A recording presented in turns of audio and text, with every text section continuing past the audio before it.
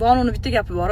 U bo'ldi, bu bo'ldi, Feruz Normatova erli bo'ldi, u bo'ldi, bu bo'ldi, Feruz Normatova trenddan umuman tushmadi.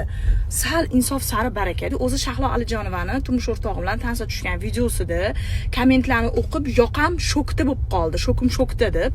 Meni nima deb yozishdi? Feruz Normatovani kundoshi kelib qo'riqlayaptimi yo nimadir unga qilmoqchimi? Qora ochki degan menimcha Feruz Normatovani kundoshi shekilli deb yozgan ekanlar. Men u qizni вообще tanimayman. Yo mayli, unga ko'z yumdi, mayli endi ochkida bo'lgani uchun odamga o'xshashi kerak edi. Xo'p mayli dedim. PR, ladno, черный PR тоже PR. No lekin men bu videoga o'lib qoldim. Yana kamiga reels ishlab, ko'ringlar o'zingizlar baxt tilagani keldim. بالعلم بل بالأدب تنال أعلى الرتب تعش حياة العلماء وقرأ صنوف الكتب. Tominglar joyidami sizlarni? Qiynalib, kutinglarni ko'tarib, axbat yig'moqchi bo'lsanglar, video olinglar, mobilgraf olinglar, qiynalib qilinglar, qiladigan ishinglarni tayyor bo'lgan videosini olib, ustiga PRni kim trendda bo'lsa, o'shani yozib, uyalmaysizlarmi? Men ham oilali, bola chaqali odamman.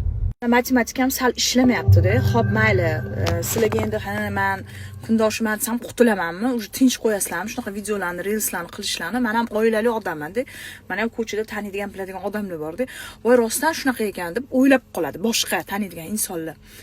Lekin nima derdim, matematikamga ham to'g'ri kelmayapti. Menimcha qizil pasportinglar borishi kerak. Chunki shunda hozir Feruz Normatovaning turmush o'rtog'i почти meni o'g'lim bilan baravar bo'ladi.